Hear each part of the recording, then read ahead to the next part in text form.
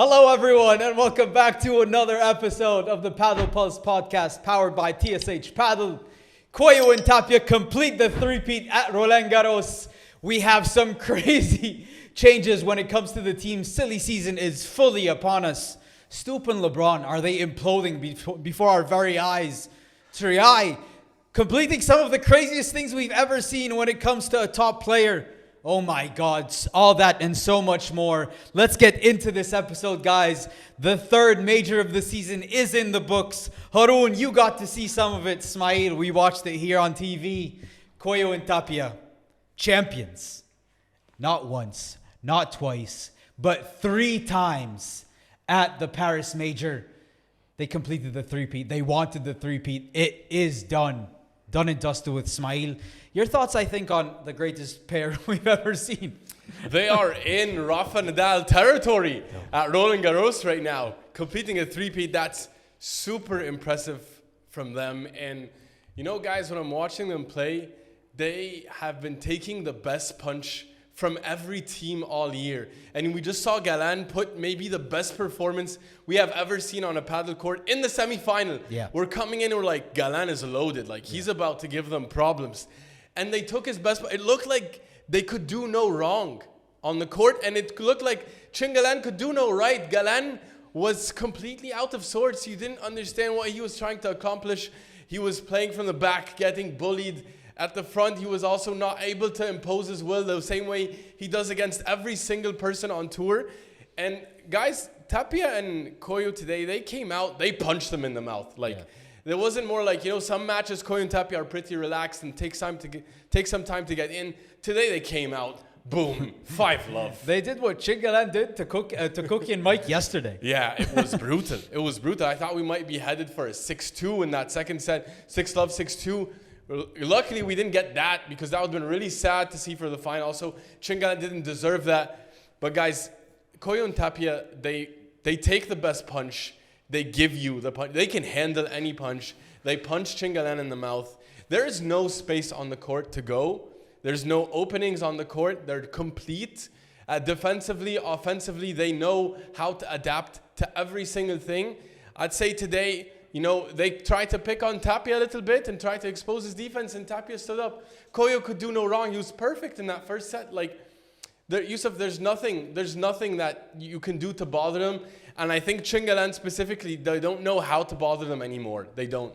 Haroon, it's now 13-1 since 2024. You picked Chingalan to win this tournament. You see something that maybe others don't see, but your thoughts on this final, I guess, on Coello and Tapia too. Yeah, but like the things I was seeing were rightfully so. Like, you've seen what Chingalan were doing this entire tournament. They were dominating everybody that they were facing. And it's in that semifinal, like, you're facing the 4 seeds and you beat them 6-love, 6-2.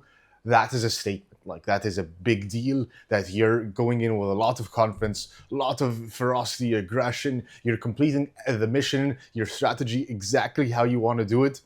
So obviously I was seeing great signs. I thought that they were going to go in with so much groove and they were going to be able to bully Coello and Tapia. That was not the case at all. And I think maybe it's even worse to prepare that way. Like, to say, like, yeah, we're coming for you. 6-love, 6-2 in the semifinal, 6-love, 6-1, and the round of 16 before that with Arroyo and Joffrey. Like, yeah, we're coming for you. And actually, that you woke up the beast inside Coello and Tapia. Like, they thought, oh, this monster that we're gonna face in the final with Chingalan, then we need to bring our A game. And they brought their A game, and their A game was absolutely ruthless. So maybe you don't. Yeah, you're right, Haroon. Maybe you don't come in. Maybe you don't want to show your best level because you woke up the bear. No. And also, Haroon, from Galan's point of view, like, I was thinking, he must be thinking, I can't play better than I did today. Like, the only way to go is down. Like, he played so well in that semi. Yeah. Like, I what I was thinking is, like, maybe you should have like a, say, Muhammad Ali type of game where take the punches as if, oh my God, you're gonna go down, and then you bring it back in the 6th, 7th, 8th round. But it looks like, yeah, like you shouldn't show signs of strength to Coello Tapia because they're going to prepare for that and they're going to come prepared accordingly. And that's what happened. So next time, maybe to push everything to a final set, 7-6 in round one, go 7-6, 7-6, 7-6 in all of your matches to make Coello Tapia come in like, oh, this is going to be an easy match. And then you try to bring in your A game and snap, like take it away and seal it away. Maybe that's the strategy. At some point, they should try anything at this point. Even wild suggestions. This was actually probably... Like, this was a good situation for Chingalan to come in. It was slower courts. They were feeling the groove. They're winning a lot of points and they're dictating everything so well. So it felt like... And they're more rested. They're more rested. More round off. Yeah. Edu was injured, remember, in the quarters. And then you see what Stupa and Lebron were doing. How did they go up 5-2? How can we do the same to beat them as well? To maybe go take a lead, to not play catch up against Coello Tapia, the guys that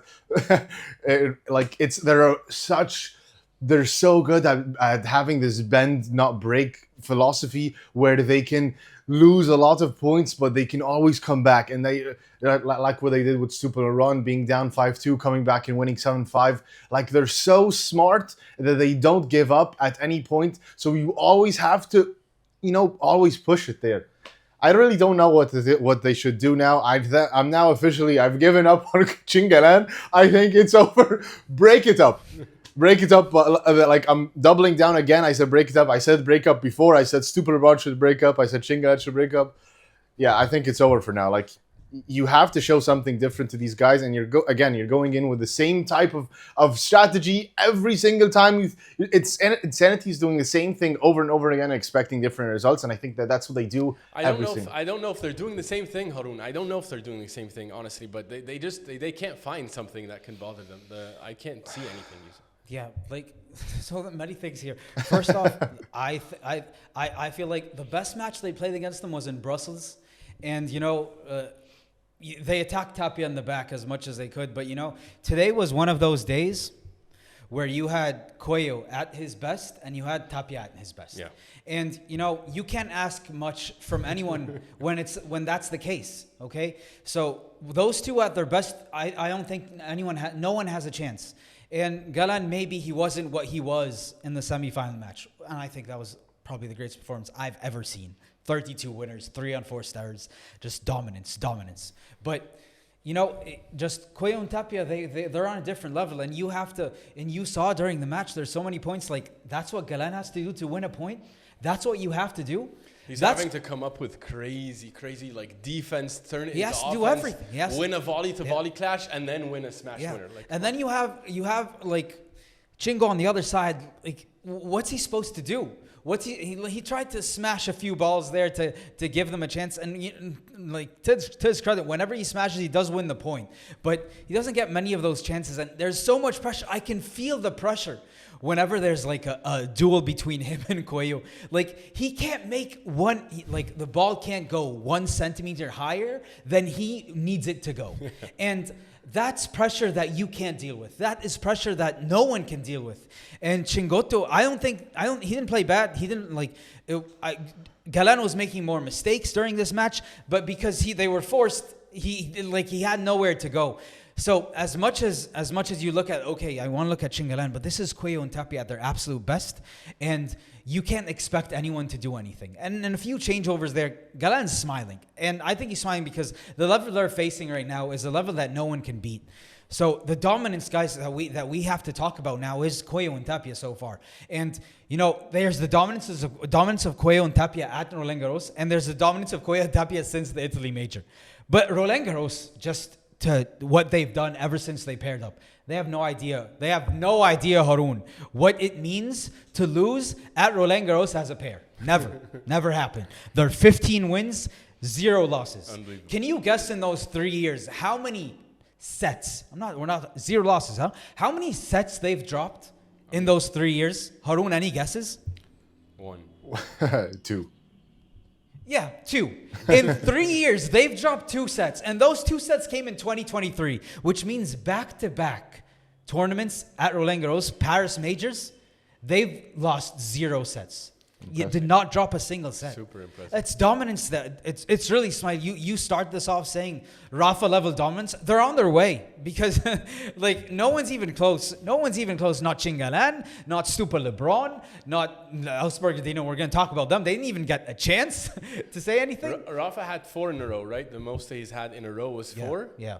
They might break it. They might break it. They might go 5, 6. Like who's coming? Who's coming? Because at their best, then this is what they are. And a big loss for them was that Italy major, right? It was like Coello and Tapia, which to them is not. It's like it's a big thing, but to anyone else, you just lost the major final. It means nothing.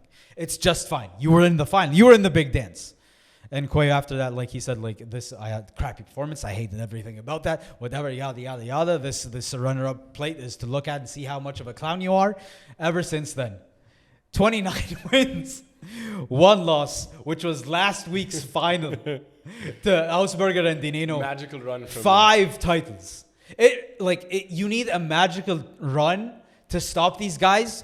Their dominance, guys, like it's like I think they're gonna go on another run, but the dominance that Coello and Tapia are on right now is simply mind blowing to say the least. It's mind blowing, and for me, it speaks to the fact that these guys love the big moment. Like they really love the big moment. They show up in the big moments. I love to watch them in these big tournaments, the majors, the P1s, because they show you that they want them more. Yeah. And what did Tapia say? Tapia said after the match, he said, "I was very nervous. I was very nervous this entire tournament." He knew the Three-Peat was on the line. He knew what they have majors like. They're coming. They're going. He's now. By the way, this win, he ties Galantico. Galantico, how many years older? I think 4 or 5 years. He's already tied Alejandro Galan for the number of titles won. 49 apiece. It's super impressive. And for me, these guys, they just show up in the big tournaments more. They show up in the big points more. They want to play the big points. They don't get, shaken in those big moments. Even today, when they were serving for the match, they were up 40-15. And then, 15-30. It was 15-30. Yeah. And then 30-all and 30-40. Actually, Galan and Chingotto had a break point to go back at 5-all. And you could just see like the look in their eyes, the way that the body language between Coello and Tapia is just, they're calm. They understand, they know what they're going to do. Tapia played the great point. And then, Tapia played another great point on Deus. And they sealed the win. They like the big points, guys. And, and they play the big points better. Yeah. Also, and they create more chances. Obviously, they had 4 break points. They broke 3 times today, was it? Or 4 times. They were 4 or 5 or 3 or 4, I think. Galan and Chingotto, they only were able to create 1 break point this entire match, which was at 5-4 when Coello and Tapia were serving for it. Coello and Tapia, they like the big points. They play and they train for these moments. They have the confidence and trust in each other. I think, another point is that I really think the chemistry and teamwork they both show each other is super underrated. Oh, that's unbelievable. And you're right, Ismaeel. It's amazing the way that they talk to each other, the way they communicate to each other. I'm watching them on the changeovers to study them. And sometimes, the coach is talking to them. Sometimes the coach is talking to Coello. Sometimes he's just talking to Tapia. And sometimes they're leaving them alone. And sometimes Tapia's on his own. Like in the changeover, he's just, he's looking in his towel. He's just being calm. And Coello understands that Tapia needs a moment. He's leaving him, letting him have his moment. He's not necessarily trying to shove any ideas down his throat or telling him like, hey, you played bad, pick it up. Or like, hey, let's go. No, they have a level of trust and confidence in each other that they can do that. You can just let him. He's going to take this, change over to do fine. You're going to take a breather, come back out, boom, boom, boom, boom, boom, right, break. Like, it's unbelievable. Like, I love the type of teamwork and sportsmanship they show each other, guys. And I love the way they talk about each other. Obviously, it's easy when they're winning, but we've seen it after losses too.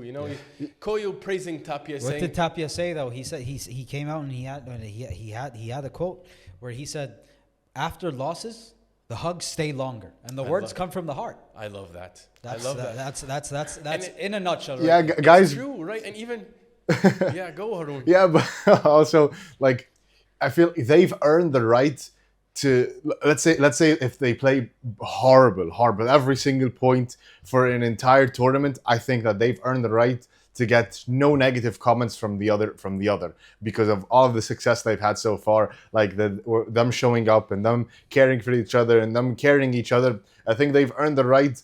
They have a lot of room to unravel mentally, emotionally, physically, or in like strategically, so it doesn't create any tension. But at the same time, credit to your point, Ismaeel, for studying their chemistry. I think their chemistry is so underrated, and there's a lot of things I see. You see Tapia, by the way, a lot of times he like takes Coello hands and he kisses it during points, like when they embrace each other, when they high five and whatever. Tapia, he's taking Coello's hand and kissing it. Like there's a lot of very strong brotherly bond that they have, which if you compare it to what was happening with Stupa Lebron, was like miles apart. It just shows that it's so much easier for them to succeed because they're so much more relaxed and so much more in tune with each other's game and emotion. So I think that goes a long way for sure, Ismaeel. Haroon, even though you're saying, they have a lot of room to, unravel emotionally, tactically, mentally, whatever it is, that's easier said than done. And they both show each other a lot of grace and support. And I love that. I think they're the model example for young kids watching at home all over the world for the sport. They are true number ones, deserved champions for their amazing paddle. And we need to remember that paddle is a team sport, and they are amazing team players together, Yousef. I fully agree. Yeah. Well, there's something I did want to say, because, we talked about the final, we talked about this team. But if you watch throughout the tournament, guys, and I'm going to preface this by saying that I love Agustin Tapia, and I think he is a talent like no other, and I do believe he is one of the best players that we've seen. But I do not believe that we would be talking about Agustin Tapia the same way we talk about him, and he would not be seen in the same light if Arturo Coello wasn't the one by his side. 100%. Because Arturo Coello, guys, I don't know how many times I have to say this. He is otherworldly, and he does not, again, we say this, he does not dip. And every single time when, if there was anyone else on that side next to him, instead of Arturo Coello and Agustin Tapia is playing with Arsenio, give me anyone. There's so many matches he loses. There's so many finals he does not make. There's so many tournaments they don't win. So many stories, so many chapters within this Coello and Tapia book is going to be written because Coello was there and he held the fort so many times. And this tournament again, and like that semifinal against Stupa Lebron again, it was him holding down the fort, and him like he was okay, come on Agus, and then he makes his way back. So I just need to say, Coello, guys, really, like without him, Agustin Tapia is not spoken in the same way that he's spoken of. Well, they both played an amazing first set today against Chingalan. Final aside, not talking the final. This was his best. This was Tapia's best match of the tournament. But we're not only recapping the final; we're recapping the entire tournament. And today, Coello had 0 unforced errors in the first set. That's how perfect he was in the first set. Yeah. And this is the level that he's able to bring. He's able to play at that amazing level. He was also hitting winners today. It wasn't like he was just, playing a solid defense like he's always capable. I was counting as much as I could the stats because we don't get good stats. At one point, it was 10 winners and one unforced error. Halfway through the second set. Building on your point, Yousef, to credit Coello, I was having this thought like Tapia is the reason that they are number one, but Coello is the reason that they stay number one. So Tapia is the one that brings them up pushes the ceiling, but the one that holds down the fort and keeps that legendary legacy that they're creating together. I think that's credit to Coello also for holding down that fort. So they're both. They need each other, but they're both in legendary status already right now, and like it's. I agree with the statement that they need each other. Like they do need each other. Coello has never played as well until he played next to Tapia, and Tapia same. They both are able to bring the best out of each other. They complement each other so well on the court in terms of the offense, defense, dynamic, in terms of the play style that they both want to play. Like they can't find a better partner. They can't. You know, what TSJ's Jimmy said should happen. Each one of them should take someone from the qualies in a tournament, in a P2, pick a P2 and see how far you can go. And whoever makes it the furthest is, I guess, has bragging rights. That's such an interesting concept. It will be fun to see that. But guys, okay, before we move on to some other very interesting conversations, we need to say who the MVP is. Ismaeel, who's your MVP for this Paris Major? Although Tapia played an amazing final, I thought he really outplayed Galan today, and he outplayed Stupa in the semi-final. Coello just impressed me so much this tournament. 0 on 4 stars, like we were just talking about. 3, I think, in the entire match in this final. For me, it's Arturo Coello, the king. Haroon, how about you? Yeah, although Coello is the king, rightfully so. But to me, it's Tapia. Like Tapia, like he's down, but he's never out. And that's to me that somebody that he deserves to be the MVP for me, because even when he wasn't at his best, even when he's injured, he's still able to bring the performance to take them to get the W and get them winning. So to me, he's the MVP for me. Yeah, yeah. And look at I just said what I said about Arturo Coello, and Tapia had a great match today, but you know who had an even better match? That's Arturo Coello. And so he is the MVP for me. And this match, this tournament, Arturo Coello, he's the king for a reason. Honestly, for me, this tournament's a coin flip. But Haroon, I also love what you said, because Tapia was coming into this tournament injured. Let's not forget that. He was injured in the last final. Injured for a while. Yeah, and he has like a metal piece underneath that sleeve. He's fighting. He's fighting. He is. Like despite the injury, he's still performing at winning majors at an insane level. Giving Chingalan breadsticks. That's unbelievable. The kind of grit and toughness he's showing is elite. Yeah. It's massive. Well, that's on the Coello Tapia side. Three-peat, historic. 9 majors, Arturo Coello. 8 majors, Agustin Tapia. But on the other side, guys, the guys that made it to the final, they had a bad tournament, losing to Augsburger Di Nenno. I don't know if it's bad when whoever lost to those guys on their magical run last week. But they were back in a major final. Haroon, Federico Chingotto has been in every single final there was ever played in the Paris Major. Nobody else has done that. He has. Every single year he's been there. Galan, we saw what he did in the semifinals, Ismaeel. Otherworldly, Galantico for a reason. But Haroon, your thoughts on Chingalan? Anything you saw that was different this week? Well, I already told you, I was super hyped about them. I thought they were playing insane. I told you guys, every time we were doing our predictions for who you got, I was saying, guys, like, they're going to come with so much ferocity and anger and come with a vengeance. And that was the case. They were playing amazing. Galan wasn't giving anybody a light of day to play the point. He was trying to finish it as fast as possible. Chingotto was on his game. They felt like they were so angry from that loss in Madrid, and they came up guns blazing. So I was like, wow, these guys are finding their groove. So I was so happy. But then they reached the wall, which is Coello Tapia. So like I have a lot to say about them and a lot of good things to say about them until we talk about Coello Tapia and their matchup against Coello Tapia. Then I feel like then there's a ceiling there. But yeah, it's you just remove Coello Tapia, and this is a team that is insane. That's a team that deserves all the credit. This team that you can't say anything bad about them. Chemistry is amazing. The focus is great. They're finishing points super effectively. Their win-loss record is unbelievable. But then when it comes to Coello Tapia, it's a different story. So it's then when you put Coello Tapia there, then it makes you feel like, wow, these guys need to break up because they're just so bad they can't beat them. But that's the feeling I'm getting. It's so great until you talk about Coello Tapia. Ismaeel, how about you? Yeah, I think they find themselves in very similar territory to Novak Djokovic in tennis, where, he can't beat Sinner and Alcaraz, and they can't beat Coello Tapia. They just can't. They can't. But it's not a health issue. I think now we've moved on to there's a paddle issue, and there's a mental issue combined at the same time. Other than that, they're amazing. Galan is in his prime. He's not anywhere else.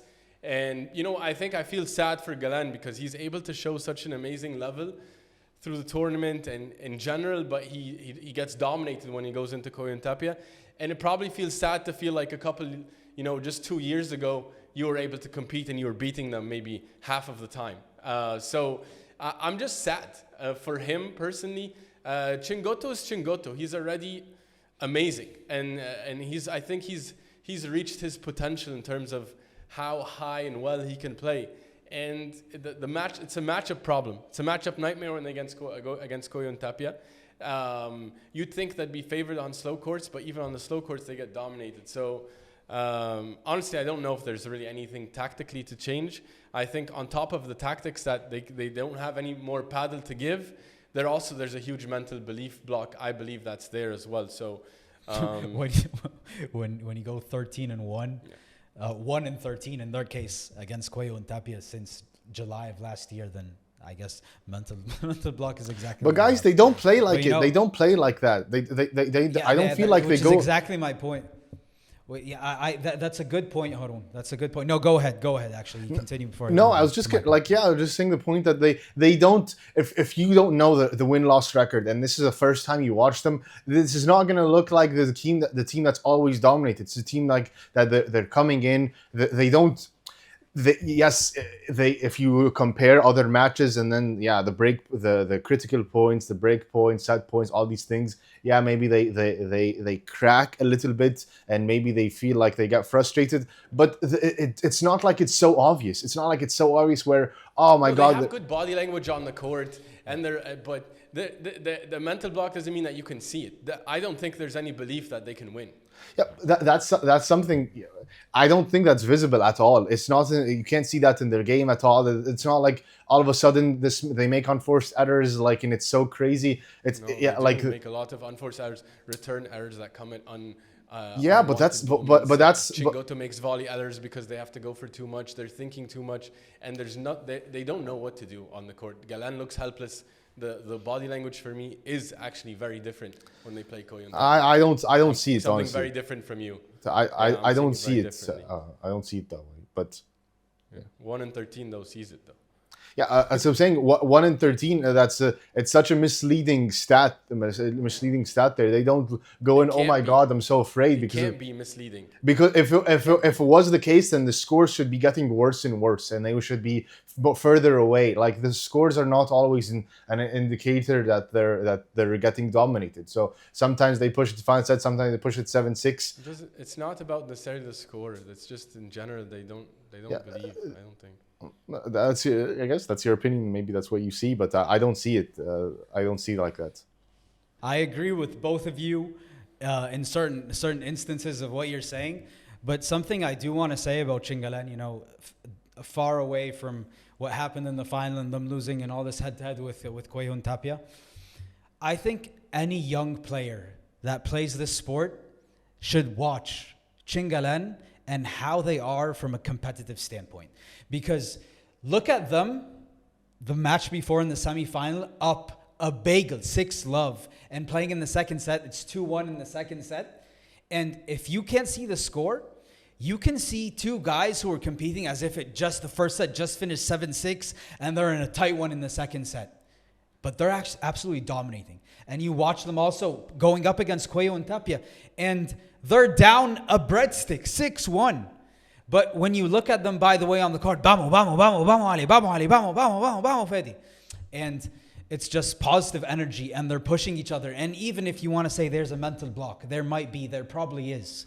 But they continue to show positive emotions on the court. They're moving their feet. They're moving up and down, moving up and down. And that's what you want to see from any player at any given moment. Whether you're up 6-love, whether you're down 6-1, this is the type of body language that you want to show. And that's what I absolutely love about them. And that's my takeaway. That's my takeaway from this tournament, because I take that away and I look at Chingalan. I'm like, you guys are role models for a reason. I don't care what happens against Coello Tapia, but what you guys do on a daily basis, whether you're up, whether you're down, is exactly what you want to see from guys like them, because they're great role models in that sense for anyone that's up and coming in the sport, or even players on the tour. So they definitely they try to bring themselves up, and they do show a lot of good body language, and they deserve credit for that. Yeah, I really that's one of the things that stood out for me. I absolutely love that from them. Yeah, because especially that that young West Nieto match. Like, they want more. Vamos, vamos, vamos, vamos. They're intimidating us. They're They doing are it as they are intimidating. It's very intimidating, but also it's just, if I feel like if that was my teammate, Freddy's my teammate, or if Ali's my teammate, I'm like, yes, I'm probably gonna give my best level. And Coello Tapia, we said that's just their best level, Haroon, that we've ever seen in paddle. No one has been this dominant the way they play. That's so. true. But true. they continue to show that positive energy, and that's why I absolutely love them. And you have to give them credit for believing. If they didn't believe, then they would have broken up with each other like a long time ago. So, like that's I think you have to give them credit for the discipline and grit and commitment to thinking that you can overcome such a challenge. So, we'll see what's gonna happen with them next and how they're gonna handle the next challenge. But yeah, I'm curious to see what they're gonna do. Okay, guys, now a spicy, interesting question that I have. Yousef, I'm coming to you. Is it over for Stupa Lebron? This question is what everyone's asking after what we saw in the semifinal. Again, LeBron, when they lose the match, storming out 5-2, they were up. I'm like, okay, maybe this is their chance. And I had them winning actually that match and the tournament. And it blew up exactly as it has been blowing up the entire year. And Toxicity max. but what did I tell you guys last week? They enjoy this. They love this toxicity. Okay, he tells you have no courage, you have no cojones, you have no whatever, and he tells you, okay, let's just shake hands and leave, and I can't deal with you. All these different things. There's nothing new. There's nothing new. Why are we surprised? This just happened a few weeks ago, and then it happened a few weeks before that, and a few weeks before that. Why are we surprised? This is not the end of Stupa and Lebron. They're gonna continue the season. They're not going anywhere. First of all, Stupa, you'll say, Stupa, go find someone else.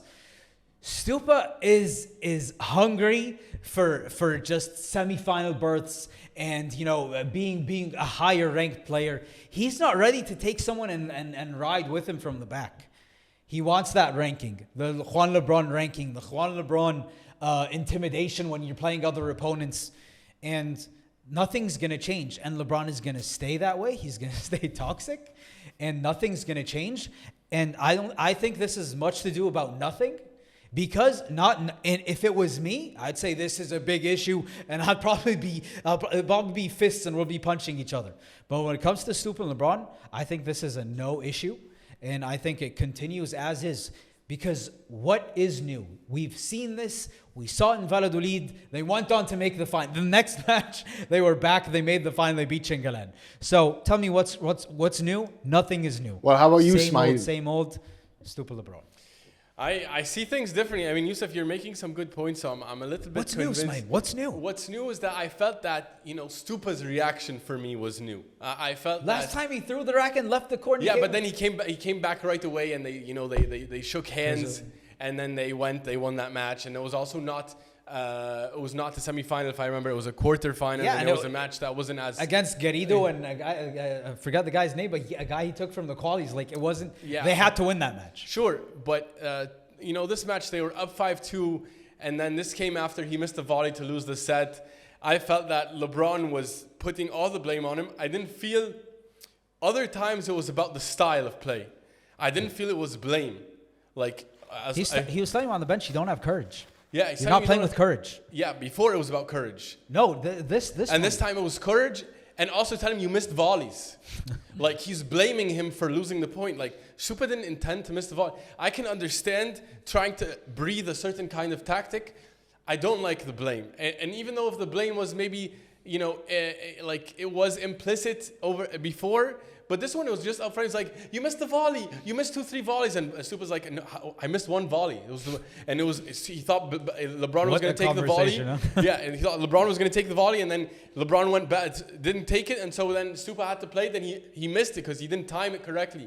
Like, it just felt like the body language a bit off. It's the same. Maybe I'm reading too much into it. And that will be good because, I don't know if it's better for them to break up because they were up 5-2 on Coello Tapia. They are capable of playing a brand of paddle that can bother Coello Tapia. I tell you this, Stupa and LeBron know how to play Tapia and Coello better than Chingalan does. And the results from this year show that in terms of the score lines and the sets taken and so forth. So Yeah, Haroon, I think it's over. I think what I saw Come on. from the reaction from Stupa, Come on. I thought it's over. Then I think if it wasn't over, Haroon, I think if it's not over, I think it's definitely going to be over by the end of the year. I don't think Stupa fine. wants to continue this Well, then let me partnership. ask you, who should But Stupa call it's then? over. Who should Like, LeBron doesn't it's want going to to be either. because of this moment. It's going to be because of this moment. Well, then who should Stupa call then? And who should LeBron call? Who should Stupa call? But then give us, how about your feedback? You were actually there in the tournament. Yeah, yeah, so what did you read? yeah, so let me tell you, I fully agree with Ismaeel, by the way. That was to me the big indicator. What's new is Stupa's reaction. That's what's new. The Stupa didn't react this way. I watched the match. You could see when they're winning points, the teamwork is great and they're embracing each other, high fives. Yeah, what strategy we're gonna do? Yeah, let's go. Once the pressure points come, once the mistakes start to come, they completely unraveled. And to me, I thought that Stupa gave up that match. Stupa did not care. His body language, both of their body language, was the worst I've ever seen in any team sport ever. It's one of the worst I've ever seen. They're It's so the same every no, it's tournament. not the same. No, No, it's not I the don't same think so. because They don't because shake hands. Each No. one walks Haroon to was their there. corner. Haroon was there. It's- You were seeing it live. You were seeing it. You it's- saw it it's- from the stands. yeah. You saw. No, it's not the same. It's not the same because you see Stupa for an entire set,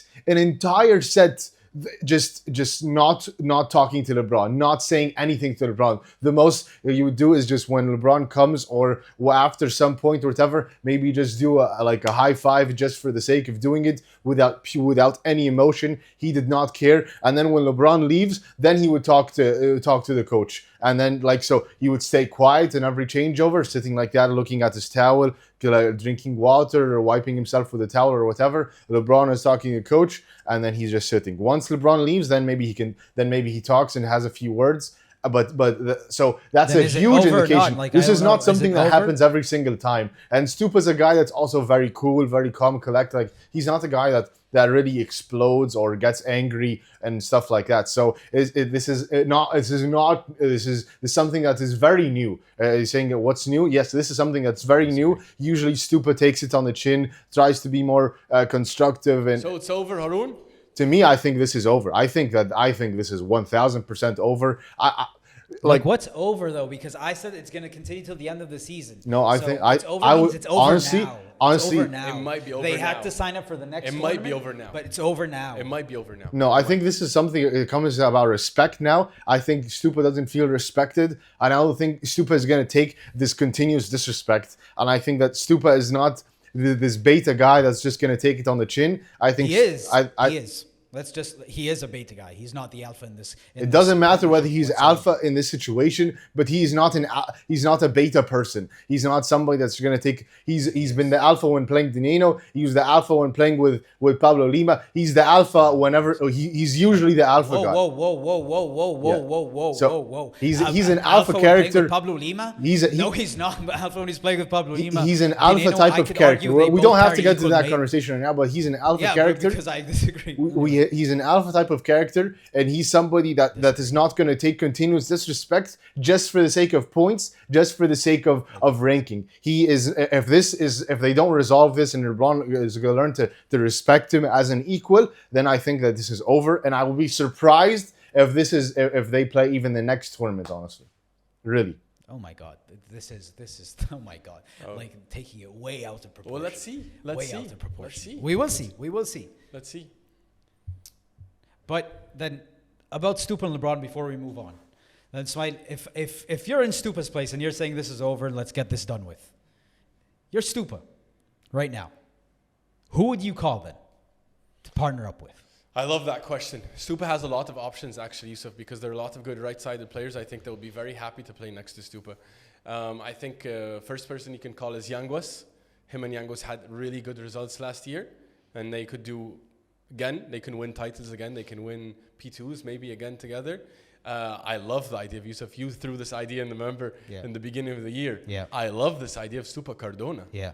I love it, Yousef. Yeah. I think that would be such a fun team. Haroon, who would you call if you were Stupa? I think Cardona is a great option. I think he has Cardona can learn a lot from somebody like Stupa, and I think they could have a firepower and they're both, I think, laid-back guys. So I think that would be a really interesting combo together. I agree. Yousef, I also think Stupa is a great like grooming leader for younger players. Yeah. Cardona would be able to thrive next to Stupa. Yeah, how about you, He Yousef? would. Who do you Yeah. think Stupa should call? Well, I said a long time ago, I said Stupa Cardona is a team that we could potentially see in the future, and I would like to see it happen. And that would be a great team, you know. And like you said, Stupa, he's a good groomer, and I think Cardona, he's going to let him fly. But my question is Stupa ready to take a risk with someone? Take a risk. He hasn't taken a risk, okay? He's always looking for a top 4 guy. Just take one step back. Become top 8 instead of top 4. And I don't think think he'll he fly ever much needed higher. to take a risk before. Like I know, he's but been always in the top. he does now. But he does now. And if I was in his place, I'd be like, Cardona, let's try this long-term project. I'm here for you, and let's build something special. How about this, Cardona? How about Guerrero? How about Stupa called Guerrero? I would actually really love to see that partnership too. Guerrero, young guy, a lot of firepower, a lot of belief, a lot of power even for his stature. Yeah. Stupa would benefit from that on the right. Those are good teams. Well, then how about for LeBron? Who should LeBron call Ismaeel? Well, I think LeBron has missed his way for Augsburger because I think Augsburger is really happy with Di Nenno. I don't think Di Nenno is going to pick up his call right now, guys. I don't think, if I was Augsburger, I wouldn't pick up LeBron's call if I'm feeling so good next to Di Nenno. Yeah. And I was talking to also some of the organizers of the South African Padel Invitation. They're telling me Augsburger and Di Nenno do everything together. They are really, really close. So I don't expect a breakup from those two, actually. And Di Nenno said he got the call from Augsburger. He didn't hesitate. He's like, Augsburger told him, I'm ready. So I think Augsburger's off the table for LeBron. And so that means he has to seek other options. Yeah. How about Yanguas? LeBron? So he goes back to the left? I mean, well, I think the options for him are, he could go back to the left, but I'd say Cookie. Just go to Cookie. Maybe Cookie on the left. That consistent. Cookie's also an alpha. I think you could argue at the moment really Cookie's up there, like him and Stupa are very similar, and I think he has that killer instinct within him, and I think he's not going to give you the errors sometimes that Stupa does. He's going to give you the same level more or less, and we're seeing him more aggressive, so that would be an interesting partnership. You know, I love Cookie, but also Juan Lebrón, and like maybe Cookie's the one to pick, but you're still going to have the same thing. You're not going to play that Galan brand of paddle that he was playing. But yeah, I like the Cookie one. Haroon, how about you? Yeah, I think the people that are that are able to handle that craziness of LeBron is like Augsburger, definitely. I think definitely LeBron should try to reach out to Augsburger because Augsburger, I think, would break up Di Nenno for partnering up with LeBron. I think maybe a second best thing could be Yanguas. I think Yanguas is crazy enough to handle that craziness with LeBron. And then maybe Frank Guerrero. If LeBron is willing to go to the other side, that could be an interesting project. Or maybe Tino Leback, something like that. But I think Augsburger is the only guy. In all your scenarios, you have LeBron moving to the left? No. What? In 3 of the 4 scenarios, you have LeBron moving to the left? I think LeBron's on the right. I think that would be something interesting, honestly. I think that that would be the only way. Well, Augsburger is the number one choice for me because he's the only one that will be able to match that craziness. But if he doesn't have those options, then I think he should move to the left. It's not about craziness. For me, it's Augsburger can play the brand of paddle that he wants, and he's the best left-handed player outside of Tapia and Galan. Left-sided player. So I would try to reach out to him. Yeah. And you know what? I think I like the suggestion of Guerrero.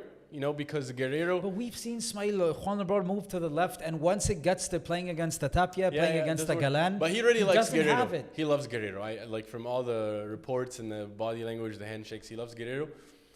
Yeah, even with Stupa, with a Cardona, that would be fun. But no, the best option for me is probably Cookie. It's Augsburger would be the most fun, but I don't think Augsburger's not picking up the call. Then it's Cookie. Let's go. Right. Well, let's see. Well, we shall see. We shall see what's going to happen from that that dynamic and what they do. But I want to ask you guys this next question. Yousef, I'm coming to you. What do you expect from Augsburger and Di Nenno after that early loss? No, they're going to be just fine. I predicted an early loss for them because the quick turnaround after I said the greatest title run we have ever seen in paddle. So this is just fine. And they lost a close, tight one, against Sanyu and Gonza, which is, you lose that match coming off I think like a high, like no other. So I think they're going to be just fine. And we're going to go back to seeing who they actually are in the next Dusseldorf P2. And then let's move from there. But I think we should continue to be high on this team. It was not a one and done. Oh. Yeah.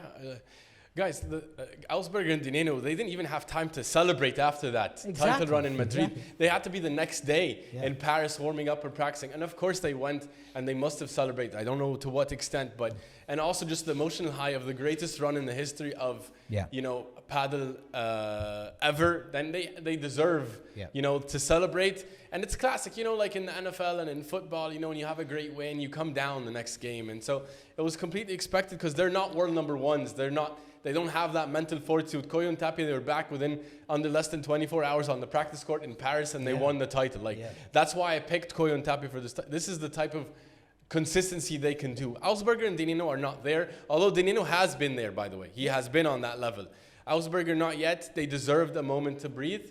I expect them to be a big problem moving forward. Let me make that very clear. I agree. I still think they're going to do a lot of damage, Haroon, as we go through the end of the year here. Yeah, I agree. I think Augsburger's fine. I think nobody figured out Augsburger yet, and Augsburger always has. Yeah, he's just too talented to be. He hasn't been figured out yet. So even if you lose a tough loss, which is also to Sanyu is like one of the smartest paddle minds that we have right now. So it's not. I don't have to overthink a lot that loss, honestly. Well, let me give you guys a quick quiz here. Okay, can you name the only player to beat Coello and Tapia twice, and each time with two different players? Yeah, we know. Yeah. It's the one and only Leo Augsburger. Exactly. He's him. He's one of one. He's a one of one. He's next. It's going to be a big problem. He's got next. All right, well, before we go into all the new spicy team partnerships that happened over the past couple of days, let's get into the biggest winners of the week in Paris. Haroon, I know you have one for us. Man, oh man, this is paddle. Paddle is a big winner. Is the biggest winner for me. We got 25,000 people in attendance during that semi-final day, which was crazy. The stadium was honestly packed, and I think that was because we love this sport and we want it to grow. We want to see it become bigger and bigger because it deserves it. And the crowd was going crazy. Really, the crowd was loving it, and especially that French crowd. They seem like they're really passionate about paddle. Paddle is growing so much in France, specifically as well. But they were hyped. They were understanding the game, and it was awesome. Like that stadium filled in Roland Garros seemed like that it was right. The hype was there. I was hyped. I felt like.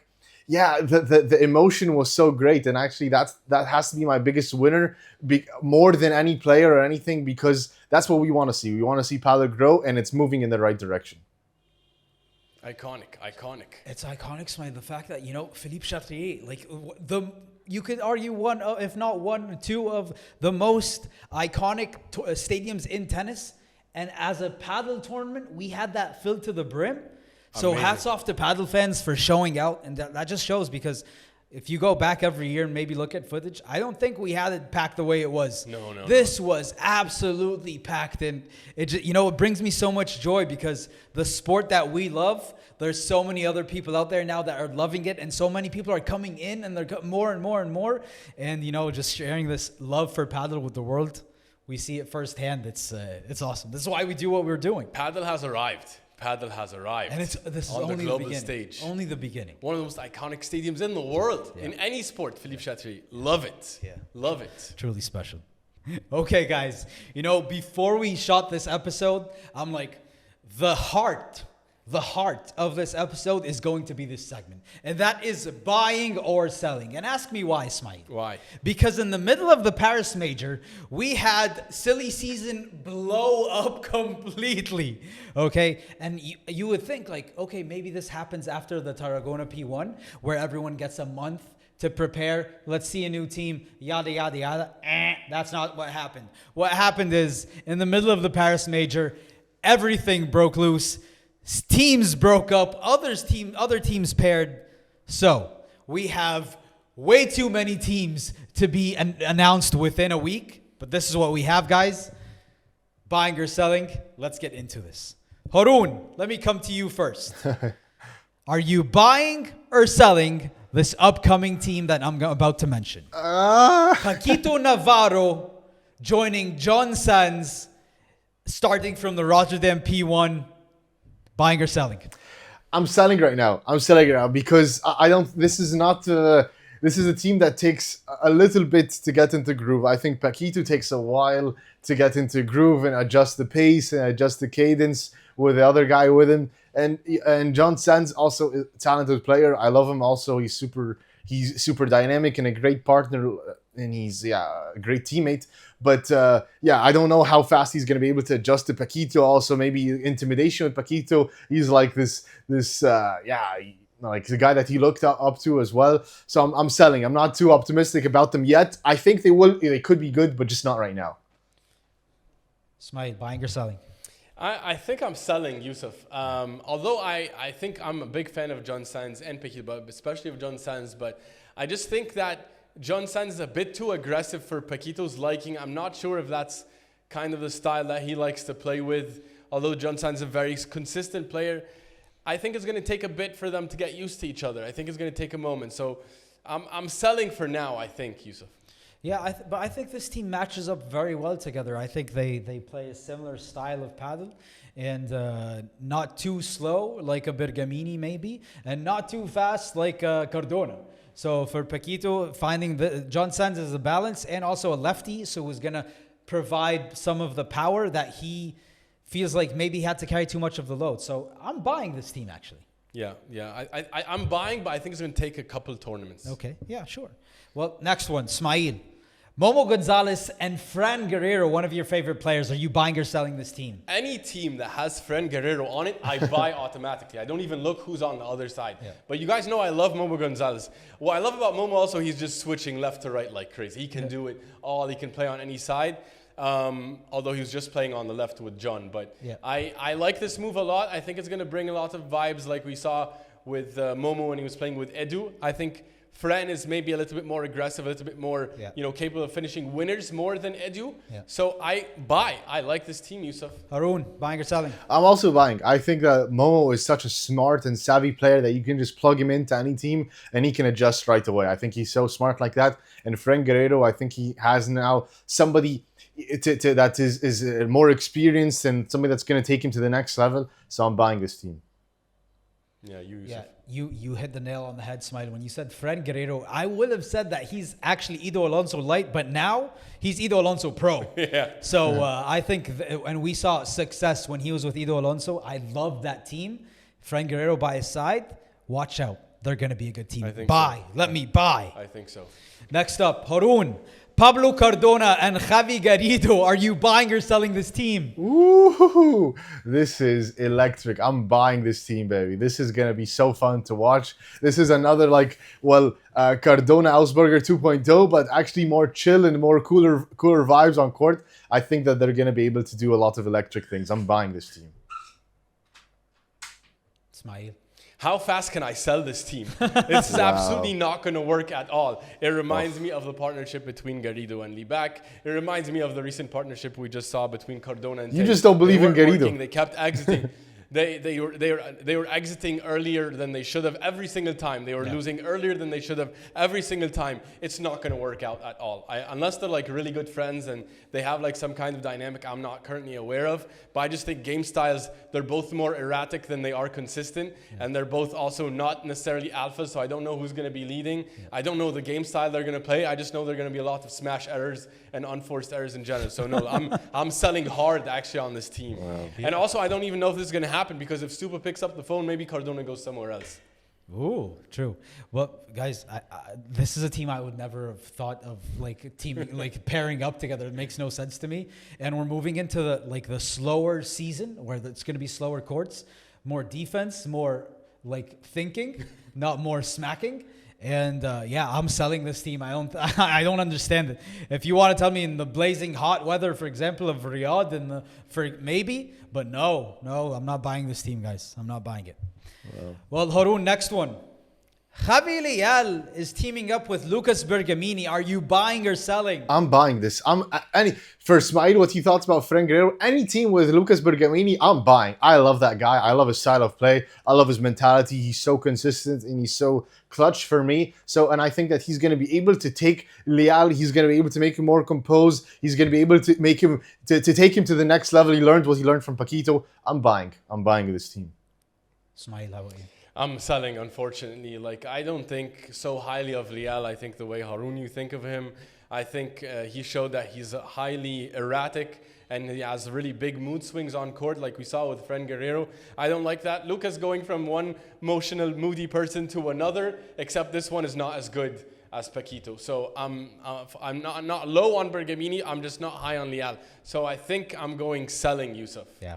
Well, last year, Haroon, we saw success when Lucas teamed up with with Garrido, right? And they had a good tournament. They made to the final of the P2 in New Giza. And I think I'm going to buy this team. I think they're going to do good. I think Leal is improving. He's becoming more mature. And maybe having a calming presence like Lucas Bergamini by your side is what he needs right now. So he was actually doing good with Sanyo for a while, by the way. They were low-key doing good before they split up after a few tournaments. So I think, yeah, buy this team. I can't for the life of me understand why didn't Lucas and Garrido team up? They had their best results together. Yeah, why in the world would they not team up? Like, they were both free. Why would they not team up? Yeah, I don't understand that one. Well, Ismaeel, how about this one? Juan Teo and Edu Alonso teaming up. Buying or selling? So I've been known to not be high on Teo for the most part of this year when he was partnering with Di Nenno and when he was partnering with Cardona. But I like this partnership. I like a calming type of consistent player next to Teo. This is a more complementary style of paddle that I think Teo likes, kind of like Paquito. He needs this type of player next to him. He thrived when he had Di Nenno next to him, and he's going to thrive next to Alonso. I wouldn't be surprised if they show us some big results here coming in the slower courts. Haroon, buying or selling Teo and Edu? I'm buying. Also, I'm a big fan of Edu Alonso. I love Teo as well. So I think that this is going to be a nice team. It's not going to be so amazing, but I think it's going to be a good team. Solid round of 16, quarterfinal. I think they're a very stable team. It's like Toyota. Yeah, this is a team that's going to give everyone problems, by the way. And, you know, I think Teo has been improving. He's been good. He hasn't been great since Libak left him. But I think they're going to do good. And I like this team. And I am buying also. Last one, Haroon, in the buying or selling segment. And that is Jairo Batista and Tino Libak are teaming up. Buying or selling? Well, first of all, welcome back Tino Libak. Finally, like we've been missing him. We're missing him big time.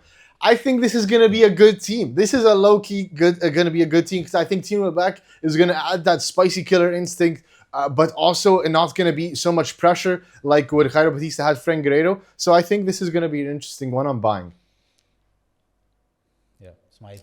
I'm actually buying Yousef. You know, this is they're actually not going to be seeded highly in these tournaments coming up, so they're going to run into some top seeds early. But I like the Jairo Batista style of play, like calmer, consistent style, smart type of play to complement, you know, Libak's aggression and, you know, fast-paced style of play. I think this is going to be good for them. It's going to help him rebuild his confidence. Kind of like, you know, Jairo Batista and Fran Guerrero last year. Remember the run they were able to go on together? Yeah. I like this partnership going into this second half of the season here. Yeah, I think we agree. I think we all like Jairo Batista and just the way he plays the game. You feel like he plays the game the right way. Tino Libak, probably my favorite player, but he has been injured. I hope he's back and he's going to be able to play full health. But yeah, I'm buying this team. I like it going into the slower courts. Also, I think a really good team. Let me buy. It's going to be fun. Yeah. It's going to be fun. We have a lot of things to look forward to. Yeah. It's going to be so fun. this next half of the season. We might even have more if you guys, like you say, Stupa and Lebron decide to do so. It would be crazy. All these teams might change if Stupa picks up the phone. True. Yeah. So it would be so fun to see. I'm really, really excited about the next couple of tournaments, guys. It's going to be so fun.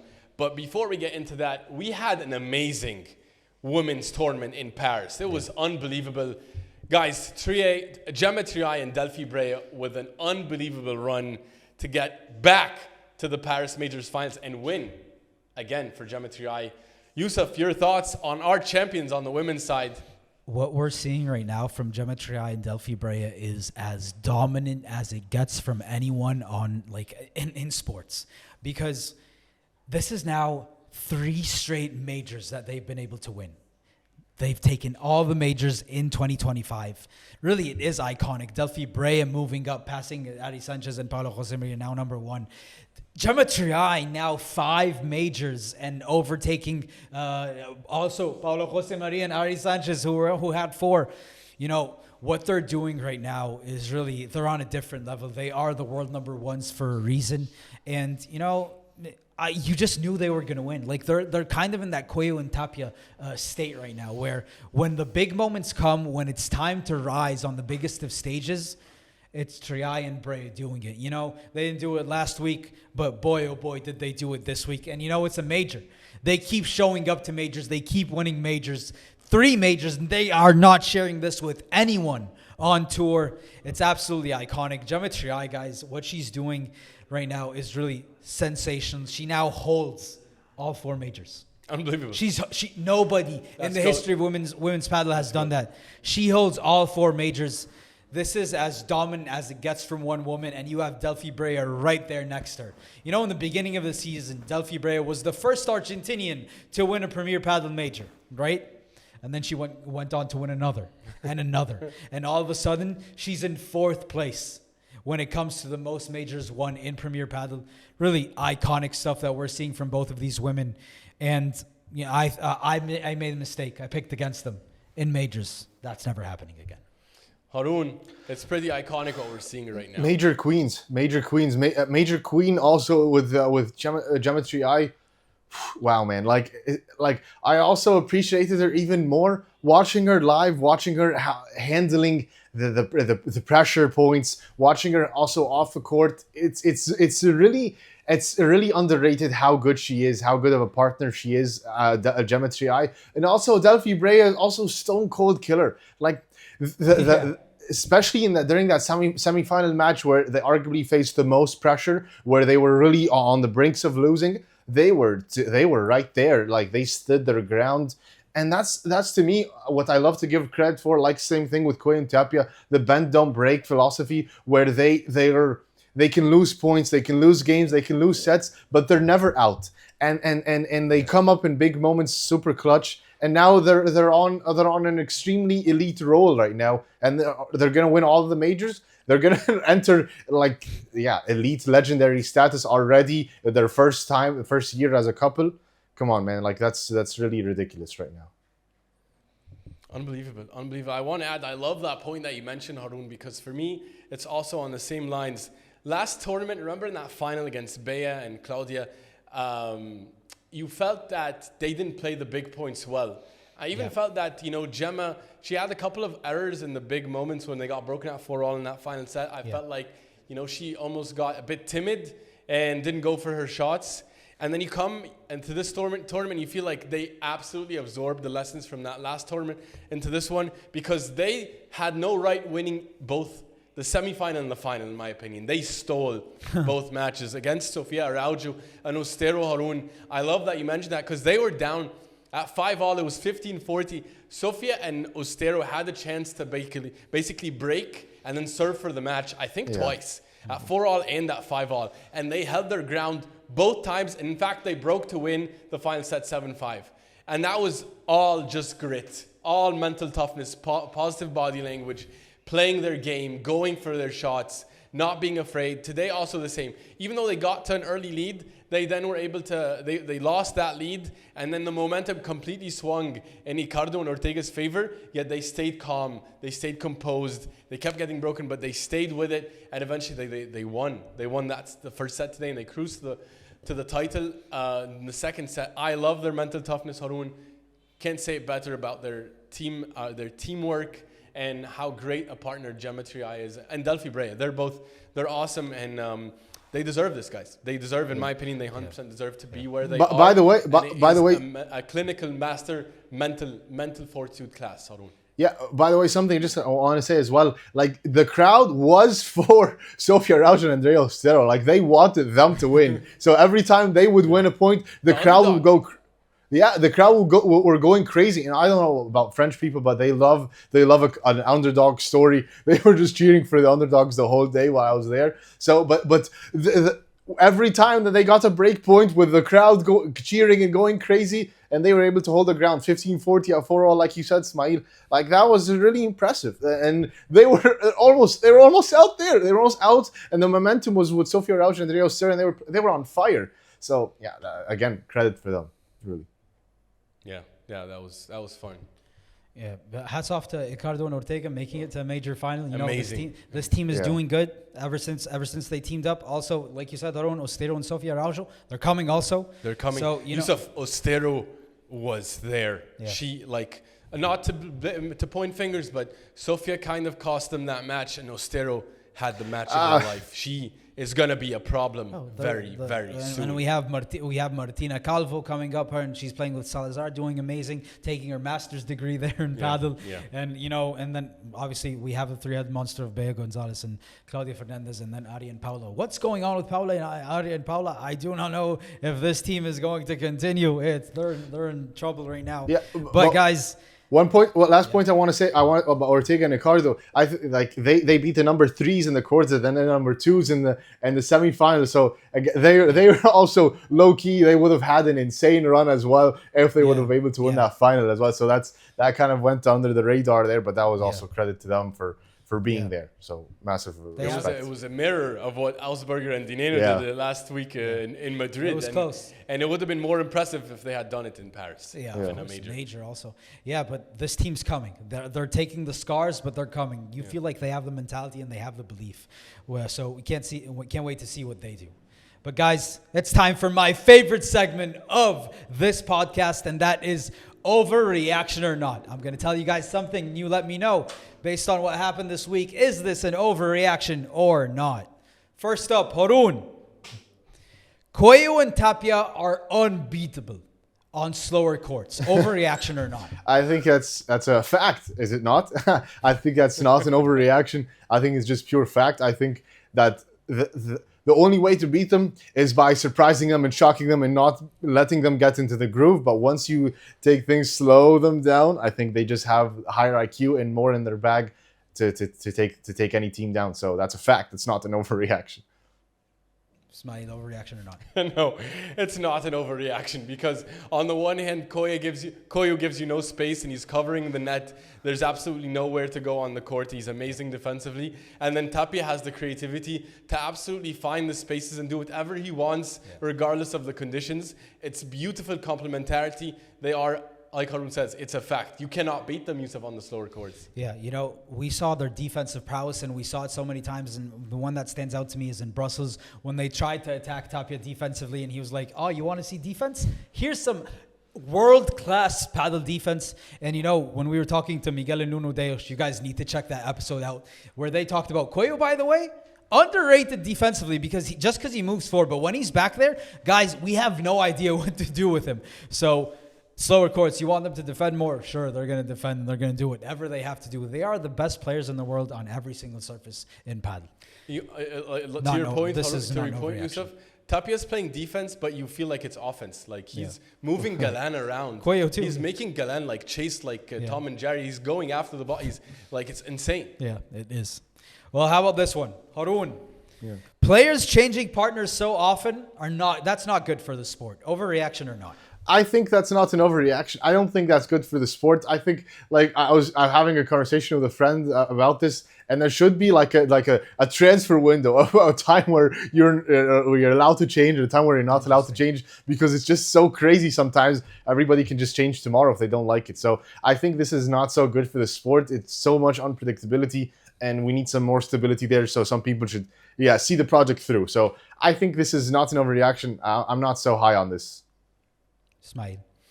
I'm conflicted, guys, on this one because, I like to see new teams and I like to see how new people mesh up and new game styles emerging. I get sucked in. I'm so curious. Gives you the Augsburger Di Nenno partnership, for example. Yeah, exactly. And then you can also see these new teams coming up. I'm so excited to watch that in the tournament. But also, it's not good to happen so often because it also sets a bad example. And then, you don't give players the chance to fully develop. And I think we're missing that. Also Teams. in paddle. Yeah, players and teams. So, I'm going to go, this is an overreaction, but if this keeps up, we might start having a problem, I think.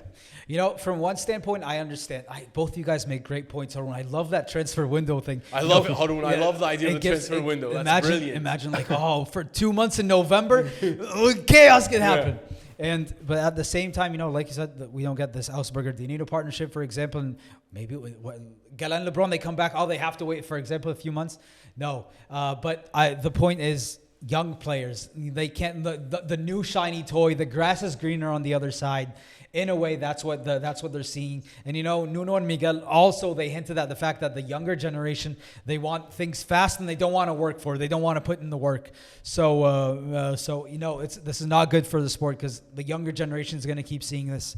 I don't like it, Haroon, and I don't think it's good for the sport, like you say. So I'm going to say this is not an overreaction.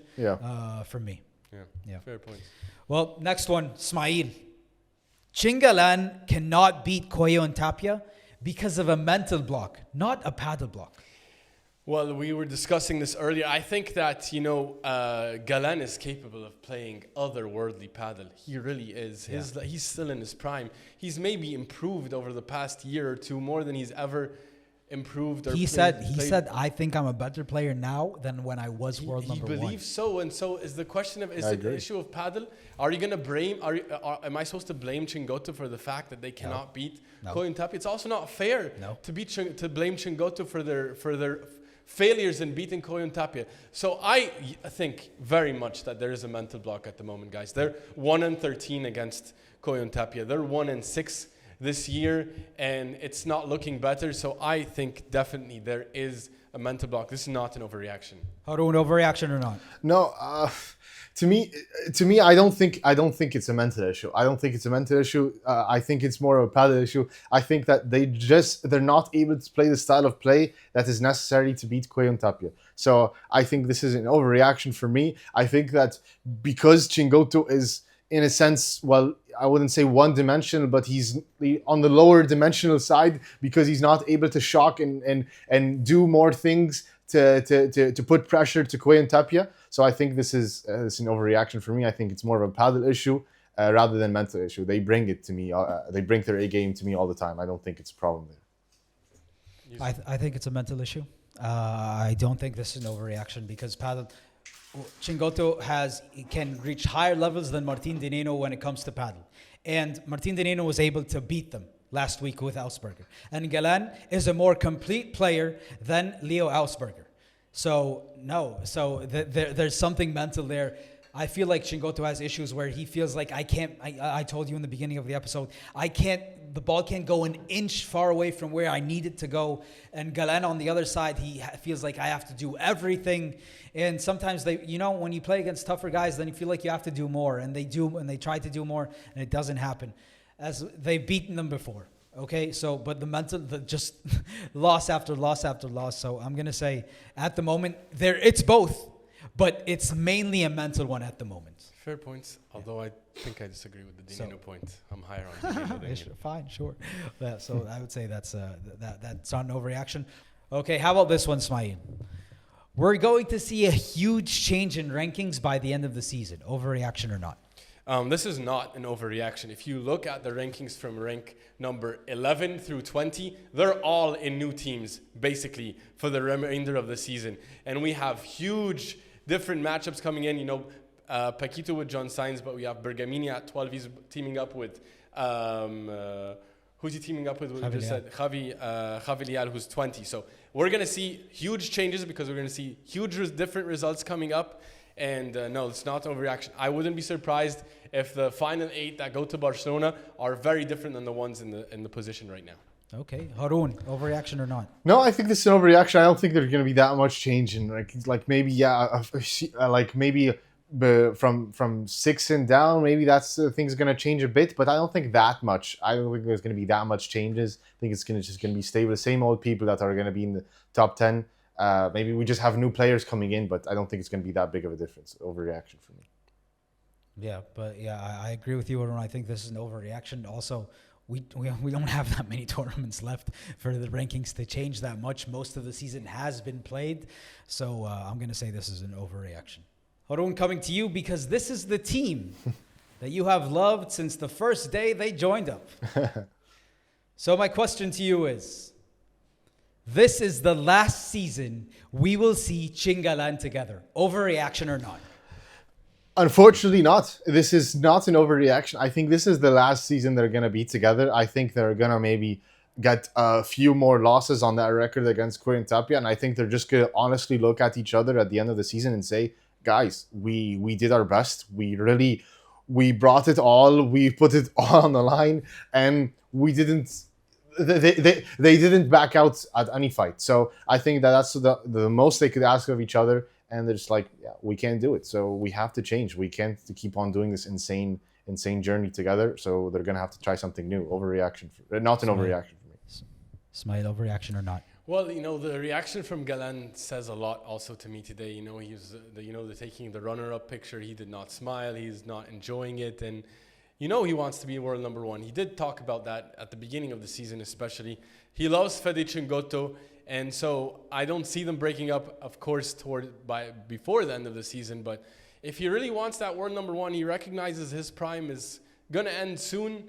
I think this might be the last season. It might be the last dance for Chingalan, Yousef.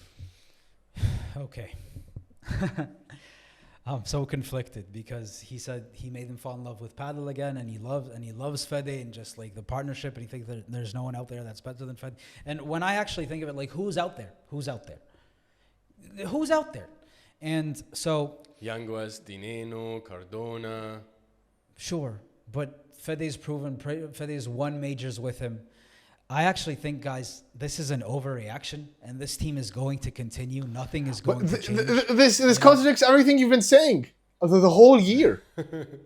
Regarding saying that this is not enough. Chingotto it doesn't have what it takes to beat Coello Tapia, and then they're not able to. No, that's the thing. No one has what it takes to be Coello I disagree. On a consistent basis. I disagree. On a consistent basis, no one has it. So and Chingotto, I don't know who's maybe start from scratch, maybe. But it doesn't matter. I understand, but I think they're fine. I think they're by far the second best team in the world, right? They're world number 2, and by a mile. So I say this is an overreaction. Augsburger Di Nenno just beat them in the last tournament. I know, and they're gonna have their say. But as it stands, I think it's overreaction. I think they're gonna continue, and I do not believe I would be saying this, but this team looks like it's staying together. But it's about the uncertainty and the unpredictability on the other side of the court. So it's not just about how good you are. It's about that you're not able to guess what they're going to do. I think Chingotto is very predictable when it comes in that matchup. So I don't think that they have what it takes to beat them anymore. So they're going to have to break up, because if you want to become world number 1, you're going to have to beat the best team. If you listen to this podcast just in the beginning of the year, I'm on this side, Haroon's on the other side. Yeah. So interesting. The data just doesn't show. I see your points, and I see the data and everything. I'm just like, I don't know. I just feel like they're happy together. It was a bad tournament, but yeah, they feel. It seems like that's a team that they're enjoying each other. I think the end of the year is going to tell us a lot. We have lots of paddle to play. If they find themselves losing in quarters and semis, they might choose otherwise, right? And also a lot of new teams, so maybe these new teams give them problems. You never know. Yeah. So it's gonna be something to watch. But as a fan of Galan and a big fan of Galan Lebron from the beginning of my fandom of paddle, I hope to see him at least in a position to compete for world number 1. I really don't see him in that position right now. Yeah. With Chingotto. And I think he's fine with it. And that's the thing. He might be fine with it. Yeah. He might say that he wants world number 1, but he actually prefers playing next to Chingotto. Yeah. and fighting for it than trying to find a new project with someone else. That might be the reality. And, that's fine. That's also fine. He's making it to major finals. He's making it to major finals alongside Fede. And also, I think Fede allows him to play. Haroon, you said this. He plays free. He plays, no pressure. He plays he said, I'm playing the best paddle I've played in my life. I'm the best player I am. So Chingotto is a big reason as to why that. And, just one last thing, that semifinal performance that we said probably one of the best performances we've ever seen. Chingotto was on the other side. He was setting him up in all of these, and lots of these points, and he was right there. Yeah. And I don't think I saw one mistake from Chingotto. Yeah. So it's a team sport. Yeah. And for Galan to show us that level, he needed Fede Chingotto to be right there with him. Yeah, that's a fair point. And he took Yanguas and he just did everything he wanted with him that match. Yeah, because that's the cross court battle, by the way. True. Chingo. True, but again, it's not about the rest of the field. It's about Coello Tapia. What are you doing at Coello Tapia? And there are other players that match better. That's the thing. There's nothing. They're fine. No one's doing anything with Coello Tapia except because of that odd tournament. The odd tournaments. Name the tournaments. No, yeah. Diestro and Juan Loesbri, Cardona and Augsburger Di Nenno. Name them. Not many. It's one-off time. It's not a consistent thing. Sure, but the combination of certain players could yield something different. And I think there are some players that prove that they can step up to the plate. I think somebody like Yanguas Yanguas matched up with Galan could turn into a different team. I think that maybe even if you put someone like Cardona, who already beat Coello Tapia before with Augsburger, also could play a role there. I think some other guys that there's still some fresh blood, unpredictability there. I agree, but that's looking at it from a vacuum. Not looking at it from a vacuum. I think he loves Fede Chingotto, and he loves how he can play paddle with Fede Chingotto. Sure, and I think he's happy. He is happy with fighting with Chingotto. Okay, that was saying that's not going to help him beat Coello Tapia. But that was the argument before. Fine, if the argument was that you just want a good time and you just want to win and enjoy your professional career, making it to finals of majors. Yeah, fine, but he keeps on saying he wants world number one, and he's frustrated for not reaching that and not winning big titles. If he ended those matches with a smile on his face, I would say, Fede Chingotto, life is perfect there. But because he's not happy and because he still wants more, then you have to break it up. It's just you reach the ceiling, and you try it time and time again, and there's no bad blood. It's just Chingotto, hey, we can't do this together anymore, so we're going to have to try something different. We shall see. It's going to be fun to see how the rest of this year plays out. I'm so excited about that. But before we go here, let's get into, we like to keep it 100. We like to tell you the truth on this podcast and keep it transparent, where we were right and where we were wrong. Let's start off with where we were wrong. Well, Yousef, on the men's side, you did have Stupa Lebron. Yeah. You almost had that one, but for a first set. Oh my God, I felt like it was happening. I'm like, oh my God, I'm the oracle. Yeah. I'm going to make this happen. Yeah, it didn't happen for you, Haroon. Not happen. Haroon, you had Chingalan, which, after the semifinals, we thought it might. Maybe. Maybe. But also wrong there. And also on the women's side, Yousef, you did have Bea and Claudia. They didn't. Unfortunately, they weren't able to back up, their amazing performance in Madrid. Haroon, you had Ari and Paula. Yeah. Who looks like we're having some problems now. Blow it up. Haroon's blowing up all the teams today. But where we were right, this seems a little bit, like gloating. But I told you Coello and Tapia are going to show up for the major. I had that right. They're the ones able to maintain that level. I also told you Gemma Triay was going to come back after that loss in the final. I told you these guys, they're too good. They're too good. So, but also it's easy to pick them. So there we go. Where we were right, where we were wrong. And if you enjoyed that, let us know what you think about our picks in the comments, our takes.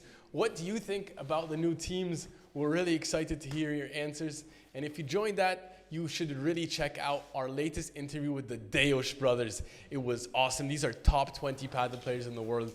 They talked to us what it was like facing off against the top players like Chingotto Galan, Coello Tapia, and they also talked to us about what it takes to become a top-level paddle player. If you're looking to become a better paddle player, you're really going to enjoy that one. And also, we had another very nice interview with Coach David Howe, the Swedish national team head coach, talking to us about how to build yourself as a paddle player, how to get unstuck if you are, and also what it's like coaching against the top players, the Chingalans and Coello Tapias of the world.